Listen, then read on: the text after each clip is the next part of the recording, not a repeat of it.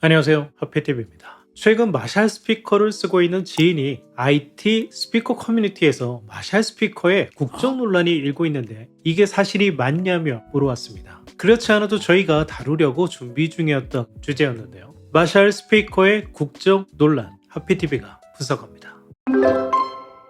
이 논란의 주요 쟁점은 마샬 스피커가 껍데기만 마샬을 뒤집어 쓴 중국제 스피커였냐라는 것인데요. 일부는 맞다고 할 수 있습니다. 그러면 하피TV와 함께 마샬 스피커의 역사를 살펴보시죠. 현재 마샬 스피커를 제조 판매하는 주체는 마샬 그룹입니다. 이 마샬 그룹의 시발점이라고 할 수 있는 사운드 인더스트리즈부터 이야기해봅니다. 사운드 인더스트리즈는 2008년 창업자 콘라드 버그스트롬을 주축으로 8명이 스웨덴 스톡홀름에서 공동 창업한 기업입니다. 콘라드 버그스트롬은 대학 졸업 후 스노우보드, 웨이크보드 사업을 시작하다 크게 실패하고 여러 기업에서 경험을 쌓게 되는데 그 기업 중 하나가 15년 전쯤 한국에서도 잠시 인기가 있었던 패션 브랜드 웨스크입니다. 당시에는 저희는 웨스크라고 읽었는데 정확한지는 모르겠습니다. 저도 당시 티셔츠 몇 장을 가지고 있었던 기억이 납니다. 콘라드는 웨스크에서 세일즈와 마케팅 디렉터를 맡았는데 이때 웨스크가 헤드폰 사업에 진출하게 됩니다. 콘라드는 여기서 새로운 가능성을 엿보게 됩니다. 당시 아이폰이 공전의 히트를 기록하면서 이어폰 헤드폰 시장이 천문학적인 매출을 올리기 시작했던 시기입니다.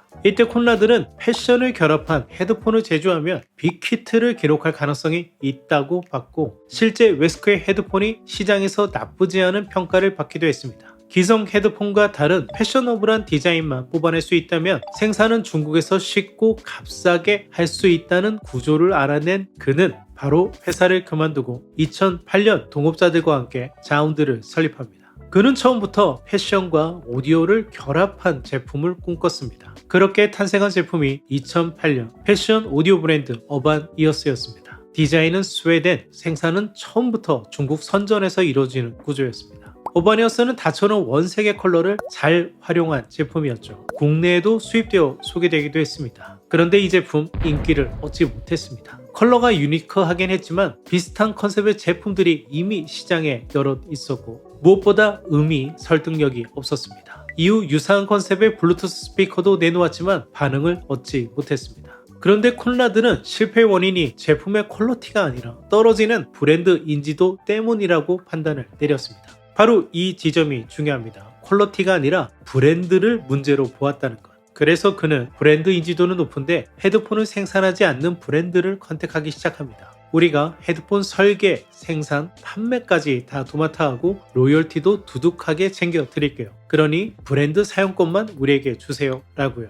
우리의 패션 기업 F&F 사례와 유사하죠. F&F는 자신의 브랜드 없이 MLB 브랜드를 빌려 히트를 기록했고 이를 이어 패션과 직접 관련이 없는 디스커버리 브랜드까지 가져와 빅히트를 기록했습니다. 그 결과 F&F 김창수 회장은 한국 부자 순위 20위 안에 들기도 했죠. 콘라드도 바로 이런 비즈니스를 시작한 겁니다. 이미 알려진 브랜드를 라이선스로 가져올 수만 있다면 생산은 중국에서 싼 값에 찍어내고 브랜드 파워로 쉬이 판매가 가능하다는 판단이었죠. 이 철저한 퀄리티 무시 브랜드 중심 전략은 몇 번의 실패를 거친 끝에 디스커버리 의류 사례처럼 정말 운 좋게 글로벌 빅히트를 기록하는 브랜드를 만납니다. 그것이 바로 마샬입니다.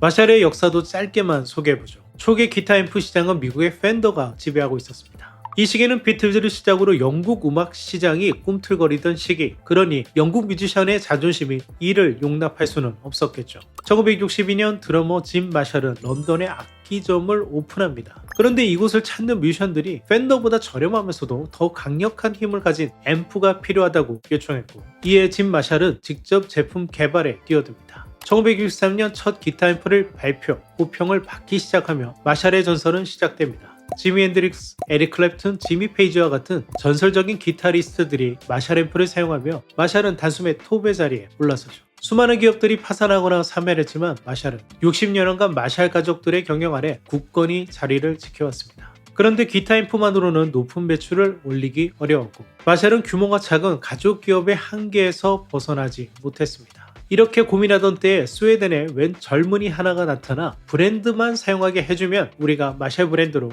헤드폰 스피커를 제조 판매해 당신에게는 높은 로열티를 제공해주겠다며 제안해오죠. 이를 마다할 이유가 없었던 마샬은 이 제안을 선뜻 수락합니다. 그렇게 자운드와 마샬의 협업은 시작됩니다. 자운드와 마샬의 협업은 2010년부터 시작됩니다. 첫 제품은 헤드폰이었습니다. 하지만 시장의 반응은 미온적이었습니다. 그렇지만 마샬이 스피커를 내놓으면서 상황은 달라집니다. 마샬은 가족기업이라 매출을 공개하지 않았기 때문에 정확한 수치는 알 수 없지만 자운드가 2015년 사모펀드에게 150억 원을 투자받으며 이듬해부터는 매출을 공시하기 시작했기 때문에 이를 기준으로 보면 2016년 1600억 원에 이르던 매출이 매해 꾸준하게 성장하다 특히 팬데믹 시기의 폭증에 6천억 원대까지 올라섭니다.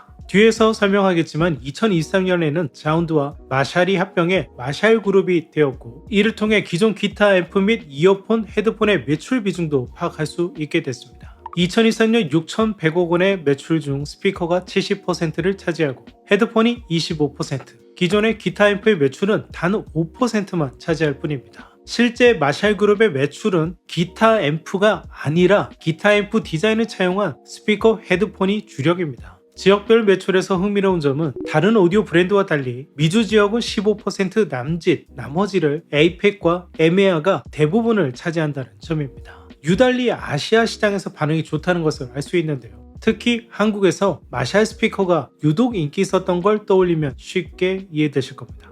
하피TV가 엄선한 오디오 홈시어터 제품을 하피TV몰에서 만나보세요.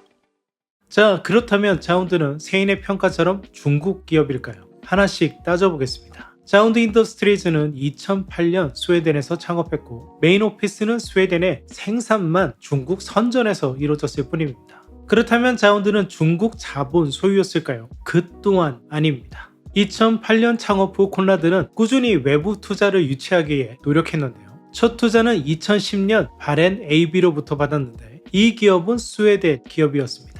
이후 2014년 통신사 텔리아가 들어오는데 이 기업도 스웨덴 국영 통신사입니다. 스피커가 본격적으로 팔리기 시작하면서 가장 큰 투자금이 자운드로 들어오는데요. 2015년 타임 포 그로스가 1천만 유로를 투자하며 9.1%를 취득한 것인데 이 기업 또한 프랑스 기업입니다. 이렇게 외부 투자사가 44.7%를 취득하면서 회사는 철저하게 수익 구조로 재편됩니다. 실제 매출 그래프를 보셨듯 회사의 매출은 2016년부터 가파르게 상승하기 시작합니다. 이 과정에서 창업자 콘라드도 2019년 결국 회사에서 밀려나게 됩니다. 그는 보유 지분을 매각한 금액으로 가업이던 보트 비즈니스를 이어받아 현재 엑스쇼라는 전기 보트 회사를 운영하고 있습니다. 즉 자운드는 중국 기업이 아닌 유럽계 사모펀드가 소유한 스웨덴 기업이었습니다. 자운드의 매출 99%가 마샬 브랜드에서 나오고 영국 마샬 또한 매출 95%가 스피커, 헤드폰이었기 때문에 자운드 입장에서는 마샬과의 계약 구조가 너무 큰 리스크였습니다. 언제든 마샬이 라이선스를 종료하고 다른 오디오 기업으로 갈아타거나 직접 제조하게 되면 자운드는 하루아침에 무너질 수 있는 구조였기 때문입니다. 자운드가 회사를 매각하기 위해서는 바로 이 계약이 관건이었고 투자사들은 아예 마샬을 인수해야 엑시트, 투자금을 회수할 수 있다고 판단했던 겁니다. 실제 자운드는 투자금 회수를 위해 2017년에 IPO를 추진하려고 했지만 여러 문제로 실행되지 못했습니다. 결국 자운드는 마샬과의 계약을 어떻게든 해결하지 않으면 IPO 그리고 매각까지 모두 불가능했던 것이죠. 그래서 2024년 자운드가 61년의 역사를 가진 영국 기타 앰프 기업 마샬을 인수하고 사명을 마샬 그룹으로 바꾸게 됩니다. FNF의 예로 들자면 브랜드 굿즈를 만들던 FNF가 결국 MLB 원 브랜드를 통째로 사거나 방송사 디스커버리를 인수하는 상황과 비슷한 셈이죠. 즉 굿즈 판매사가 모기업을 인수하는 기이한 사례가 탄생한 셈입니다. 이렇게 마샬을 품은 사모펀드는 투자금을 회수하기에 새로운 파트너를 찾습니다. 그러던 지난 2025년 1월 중국의 사모펀드 홍샨 캐피탈 그룹이 마샬 그룹의 지분 과반 이상을 인수합니다. 정확한 인수 대금은 알려져 있지 않지만 이 과정에서 투자사들은 투자금을 넉넉하게 회수하고 떠나게 되었습니다. 홍샨 캐피탈이 중국 사모펀드이기에 결과적으로 현재의 마샬은 중국 소유라고 말하는 것이 틀린 이야기라고는 할 수 없겠네요. 마샬이 중국 소유 기업이 되었으니 비난해야 할까요? 저는 그렇지 않다고 생각합니다. 중국 자본의 투자를 받거나 중국 자본이 최대 주주가 된 기업이라도 창업자 혹은 경영자를 존중해 지원을 아끼지 않은 경우도 많다고 생각합니다. 그러면 마샬이 중국 제조이기 때문에 흔히 말하는 짱 스피커라고 폄훼해야 할까요? 저는 그렇지 않다고 생각합니다. 삼성, LG의 스피커 사운드바 대부분이 중국, 대만, 베트남에서 생산하고 있는 것은 오랜 일입니다. JBL과 같은 하만 역시 대부분 중국과 동남아에서 생산되고 있습니다. 여러분이 사용하시는 사운드바 블루투스 스피커 80% 이상이 현재 동남아에서 생산되고 있습니다. 오디오에서 중요한 것은 어디서 만들었는가가 아니라 실제 퀄리티입니다. 음질이 어떤지, 제품의 만드세는 빼어난지, 조작성은 우수한지 말이죠. 저는 퀄리티의 관점에서 마샬을 바라보아야 한다고 생각합니다. 하지만 마샬의 스피커와 헤드폰은 시작부터가 잘못되었습니다. 영국의 마샬이 기타 앰프에만 전념해 오디오에는 경험이 없었지만 그들이 가지고 있는 음의 철학을 스피커와 헤드폰에 담아내었으면 그래도 이해할 수 있었을 텐데 처음부터 브랜드를 자운드에 빌려주고 껍데기만 마샬을 씌운 구찌였다는 것이 문제였다는 겁니다. 가끔 오디오에 경험도 없는 과학 커뮤니케이터, 음악평론가가 방송이나 책에서 사실과 동떨어진 오디오 이야기를 하는 것을 종종 봅니다. 대중은 그들이 어떤 분야의 전문가인지 알지 못하니 그들이 오디오에 대해서 이야기하면 마치 오디오 전문가가 이야기하는 것이라 오해하죠. 마찬가지로 마샬 또한 기타 앰프 전문 제조업체인데 일반인들은 기타 앰프 브랜드에서 오디오도 잘 만들겠거니 하고 쉬 믿어버린 것이죠. 사운드펀드가 인수한 마샬은 매출 증대를 위해 더 나아가 만들어 본 적도 없던 사운드바까지 최근 내놓기 시작했습니다. 과연 마샬은 제대로 된 사운드바를 만들어낼 능력이 있을까요? 결론지어 이야기하자면 마샬 스피커에 관계했던 기업 마샬도 사운드도 오디오 경험은 전무합니다. 디자인, 마케팅만 준비하면 설계, 생산을 도맡아 해주는 중국 공장이 뒤에 있을 뿐입니다.